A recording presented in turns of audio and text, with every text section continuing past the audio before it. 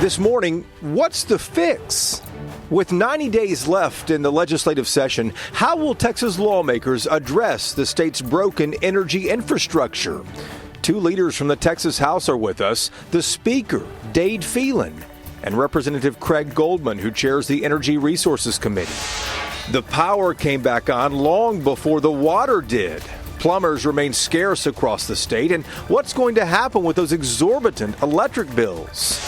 COVID cases are trending down, but it's still difficult to get a vaccine. And are we ever going to advance to the next group of eligible individuals? Some of our questions for Dallas County Judge Clay Jenkins. Plus, the race to replace the late Ron Wright. The congressman's widow launched her own campaign for the seat. She's just the latest in a crowded field of candidates. Inside Texas Politics with Jason Whiteley starts now. Good Sunday morning to our viewers across the state. A presidential visit and looking for legislative solutions to the power failures. Lots to get to this morning. But let's begin this week with some of the political developments you might have missed in it all. More than 24 people died during the winter storm and power outages this month, but there's a criminal investigation now open. The Travis County District Attorney opened that a few days ago to see if there was criminal wrongdoing. State Rep Trey Martinez Fisher there, a Democrat from San Antonio, originally called for it. President Biden made his first trip to Texas since the deadly winter storm. Governor Greg Abbott and Harris County Judge Lena Hidalgo, among others, met him in Houston. President Biden met officials there and toured the Emergency Operations Center, the Houston Food Bank, and then spoke at a COVID vaccination facility as well. And there is a renewed effort to make Juneteenth a national holiday. Senator John Cornyn, Congresswoman Sheila Jackson Lee from Houston, and several others reintroduced federal legislation last week. The state here has recognized Juneteenth as a state holiday since 1980. It commemorates the end of slavery in the United States. Let's first refocus on the state's broken energy infrastructure and fixing that. State lawmakers heard a lot through 2 days of hearings in Austin. And our first guest this morning, one of the state's top leaders, House Speaker Dade Phelan, a Republican from Beaumont, who talked about what happens next in all of this. Mr. Speaker, it's good to see you. Thanks for the time. I want to start out with something we heard in the hearings on Thursday and Friday. There wasn't a single root cause of the energy failures. And I'm curious, with the clock ticking against the legislature, 90 plus days left in the session, can lawmakers get anything substantial done in that time? Well, thank you for having me today. I appreciate the opportunity to speak to your audience. It is a priority of both the House and Senate. I have reserved a low bill number in the House so it can immediately be referred to committee as soon as that bill is ready or bills are ready. And the Senate's done that as well. I believe that it's a Senate Bill 3 or 4 over in that chamber. But, you know, the good news is, or the bad news is, depending on who you are, is I don't think we'll get census data in time to draw congressional, House, Senate, and State Board of Education political boundaries by May 31st. So we are all expecting a special session or 2 or 3 at some point, maybe the summer or the fall. So if we don't get it done, we'll have another opportunity to get it done. And the willingness of this body and the Senate, as was evidenced yesterday, we're gonna get something done on this. We have to. It's a priority. People died. This is as serious issue as it gets in the legislature. And for our viewers, just so they understand kind of the background, the lower the bill number in the House and Senate, the higher the priority. Same goes with like the budget and things like that. But do you think this might drag into a special session? The last thing we want to do is make things worse. The last thing we want to do is change something and it has an adverse effect and impact on Texans. So we have to be very judicious about this. We can't rush into a solution. And so, as we go into the summer months, because this system is built for heat. It's built for the summer. We don't want to do anything that negatively impacts June, July, August, September. Based on what you heard on Thursday and Friday in the hearings, are there any easy fixes? And is there talk in the back halls there at the Capitol on what this might cost Texas? We don't have a price tag yet, and there is no easy fix. Of course, we need more generation. 1,000 people move here every day. They don't bring asphalt. They don't bring teachers. They don't bring law enforcement with them, and they don't bring energy with them. So we have to start building for the future. So obvious one solution would be more generation. Do we go from an energy-only market to a capacity market where we have built-in reserves? That would be great, but that's also very, very costly. And who pays for it? And that's the ultimate decision point is who's going to pay for that reserve energy that we need in those very, very hot months and those very, very cold months. The Public Utility Commission seems to have escaped a lot of criticism in all this. I don't think Texans really understand what it is, what it does. But there are 3 commissioners on the PUC. They are not elected, appointed by the governor. After what we heard on Thursday and Friday in the hearings, do you have any thoughts on whether the PUC commissioners should be statewide elected positions? It's going to be up for debate. There's no doubt about it. And there have been bills, I believe, filed or will be filed to convert them to an elected position. I can tell you that I didn't think the answers were adequate yesterday from the PUC, and I think my colleagues feel the same way. I watched the hearings from start to finish, and I'll watch them again today, but I was not satisfied with the answers provided by the PUC. I think, quite frankly, we were caught flat-footed in a lot of areas, and I don't think we planned well, and I know for a fact we did not communicate well with the public. One other problem laid bare over the past week or so is that Texas really doesn't have any real substantial connections to other power grids. Is that something the state should invest in? Well, we can either do it or we don't. If we connect into the national grid, then we lose the Texas grid and we lose our independence. And quite frankly, we've had this since 1935. It's worked pretty darn well. There have been rolling brownouts and blackouts across the country in very hot months over the last 10 years, even longer. And Texas has fared pretty well because of our energy independence and our, the way we've been able to manage our own system. It broke down. We are not prepared for sub-zero temperatures in Texas. We're just not. And the winterization of generation is another topic we can discuss, to fortify our grid. But again, what is winterization in Amarillo? What is winterization in Bridge City, where I represent? 2 totally different communities with different weather patterns. So, I'm more concerned about hurricanes than I am winter storms. But then again, it got to 9 degrees in Beaumont, Texas. It tied the all-time record in 1905. So we have to prepare better for winter storms. I think that's the key here. Yeah, no doubt. Mr. Speaker, I appreciate the time. Good luck to you guys in Austin. I appreciate it. Thank you very much. The electricity outages this month led to a cascade of problems across Texas, some still lingering right now. Thousands of Texans remain without water. Plumbers have a month or 2 wait, and plumbing parts are even harder to find. Lots to talk about with Ross Ramsey this morning, the co-founder and executive editor of the Texas Tribune in Austin, as always. Ross, good morning to you. Good morning, Jason. How are you? Doing well here. Let's talk about the potential legislative fix to these people who have exorbitant electric bills out of this. We've heard there might be some fixes. Do you think that will actually materialize? They're going to have to find the money and decide who belongs in, sort of which category. Do we help this one and not this one, help this one? If we help individuals, do we also help some of the smaller electric companies that got zinged by the same rising or high spot gas prices? There's a lot to sort out there, and a lot of the solutions that they're talking about sound good, but are going to have big dollar signs attached to them. It sounds like it. I want to ask you about COVID numbers too, because they have been going down for a couple of weeks now, which is certainly welcome news. And now the latest thing, Governor Abbott saying he's considering getting rid of the mask order. That's pretty significant. It is. The numbers have been sliding since late January. It's really very good news. They were going up so rapidly in November and December through the holidays and into January. Now hospitalizations are dropping, caseloads are dropping, deaths are dropping, vaccinations after the freeze are starting to catch up. And some of that optimism apparently has gotten into the governor's office. He's talking about either revising or getting rid of a lot of his executive orders from the pandemic. We'll wait and see what happens. Ross, thanks. Back to you in a moment. Coming up, what legislation is likely to come out of those committee hearings we saw last week? Just 90 days or so left in the session. Representative Craig Goldman, chair of the House Energy Resources Committee. He is with us when we return. And COVID cases are trending down, as Ross said, but it's still difficult to get a vaccine. Are we ever going to advance to the next group?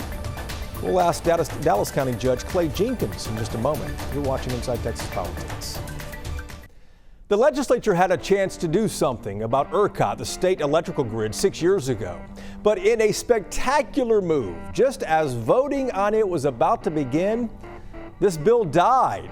It's an interesting backstory recounted by the author of the bill. It's former state rep Eric Johnson, now Dallas Mayor Eric Johnson, and he recounts the blow-by-blow and tells us what the legislation would have done. Plus, since we released this podcast, there's now a rebuttal out there from another lawmaker. These are our latest episodes of Y'all-itics. If your phone is handy, open the camera right now. It will take you directly to these latest episodes. Remember, we drop brand new episodes of Y'all-itics every Tuesday. We're going to look at the power problem in our state from another angle right now. The clock is ticking on Texas lawmakers. They have 90 days or so left in the legislative session and this brand new problem now to fix. One of the people to play a major role in this is State Representative Craig Goldman. He is a Republican from Fort Worth and he chairs the House Energy Resources Committee, and the chairman is with us right now from Austin. Chairman, good morning to you. Good morning. How are you, Jason? We're doing well. Good to see you. 2 days of hearings from energy executives, from ERCOT officials, the Public Utility Commission, and more. What have you learned from all this? Well, Jason, thanks for asking. The 2 full days of hearings that we had at the request of Speaker Phelan, and we've learned a lot. Every single stakeholder who had anything to do with what happened in the last week, and even going back 2 weeks, we've learned. Right. They were in front of us, in front of our committee. 24 committee members were able to ask some questions in exhaustive hearings. Many takeaways from this. Again, this is just the very beginning as well. I want to be very clear with that. And so what we're learning today, we will carry throughout session in order to have solutions so that if we need to pass legislation to make sure this never happens again, we're going to be in the situation to do so. Mr. Chairman, let me ask you about that. Legislation to fix this will likely start in the committee that you lead. What is being discussed right now that might have some impact on what we all went through? Well, believe it or not, a common theme that we've heard from every single person who has testified and what we've realized as committee members is something as simple as communication. Communication to the 29 million Texans was not there. We failed, meaning everybody involved, every single stakeholder, and that includes us as legislators, failed to inform Texans of basically what ERCOT and others saw was coming and potentially, it began, and I know I received the call, hey, we're potentially going to have rolling blackouts. All right. Well, so people were expecting rolling blackouts when in reality there were outages. And that was never communicated to the public in any way, shape, or form. And we have to set up a system to where we can inform the general public of what is happening, that it's going to affect their lives. And is that something like an Amber Alert system? I heard Thursday night Bill Magnus was talking about that, the chairman or CEO rather of the ERCOT board, saying, hey, let's do an Amber Alert system to let Texans know this might happen in the future. Well, that's absolutely one idea. There's many other ideas. AT&T has already reached out this morning and said that they think they have a fix where they want to be helpful. So again, it's gonna matter of bringing everybody to the table and asking what the fix is so that we're never in this situation again, and the general public can have an idea of managing expectations of what they should expect when we're hopefully never in a situation like this again, but God forbid that we are.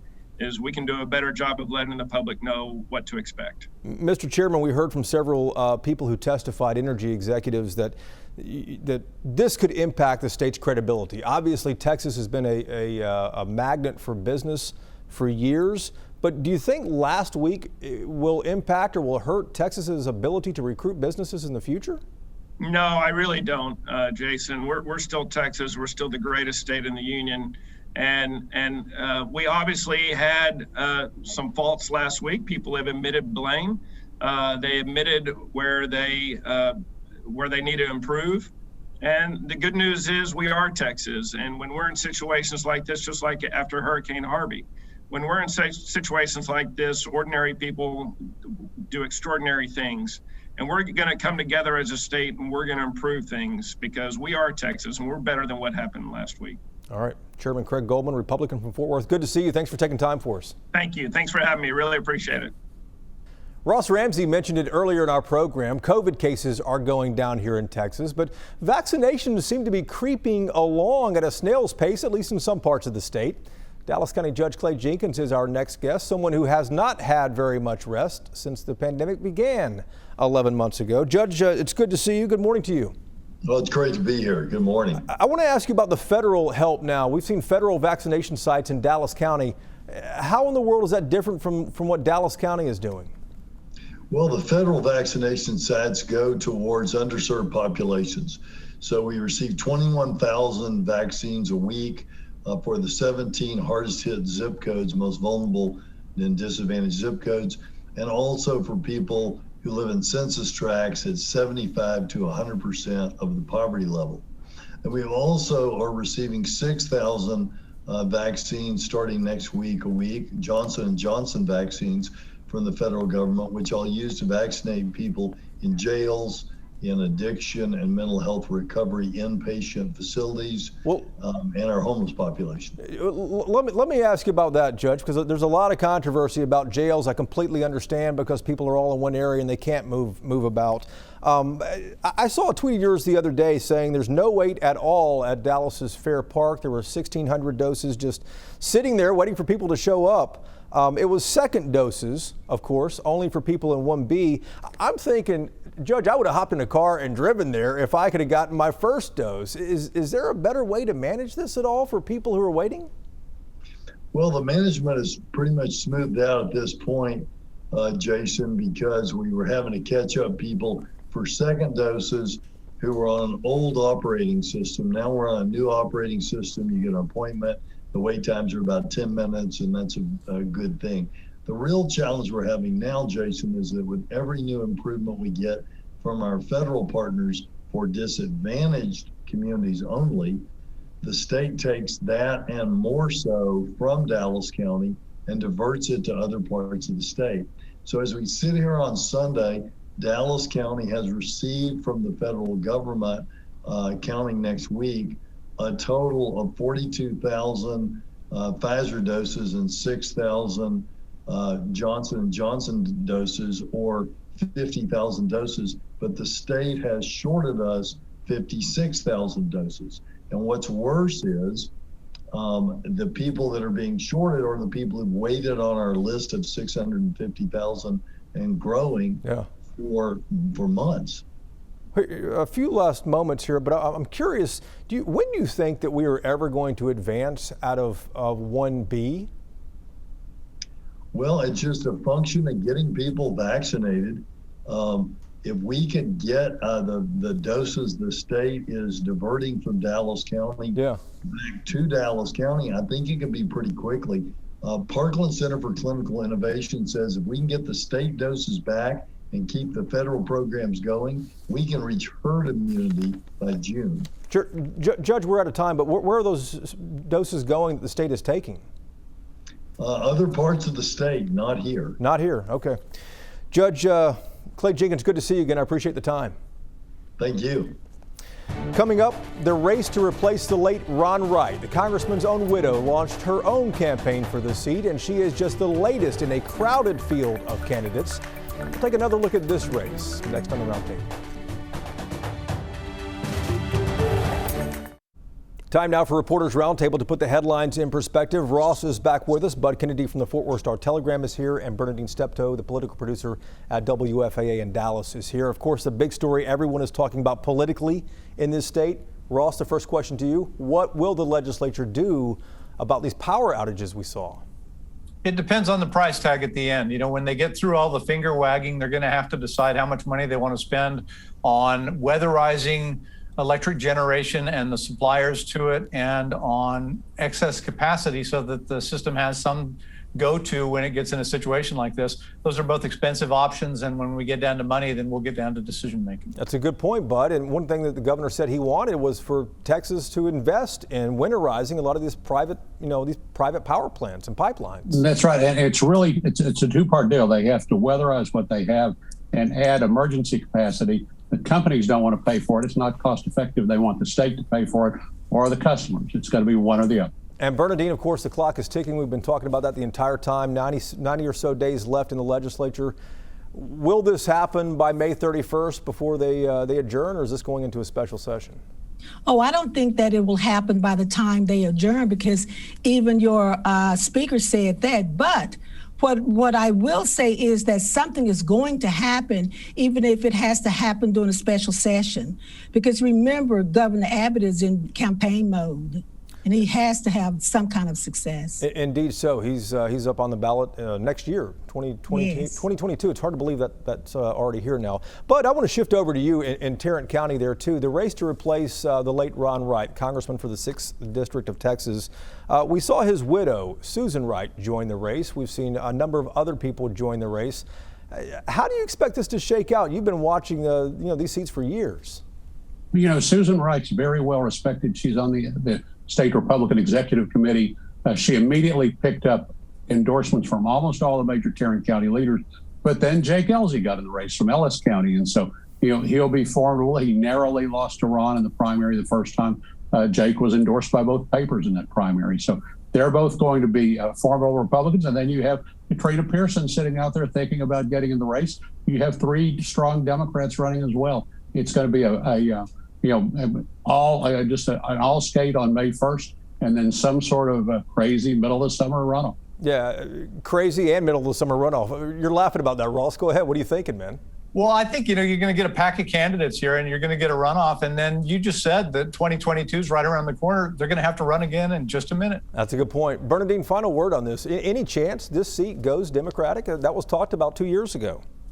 I don't think so, and only because you have some very good Republican candidates. Because look at Susan Wright. She has credentials in her own right. And I think that you're going to see a very competitive race, but I don't think it's going to flip. Yeah, of course, the stronger the candidate in either party, the more people get energized and likely come out. Guys, we appreciate it. Thanks so much for the time, and we appreciate you watching as well. We're back again next Sunday to take you inside Texas politics. Hope you can join us then. Have a good week.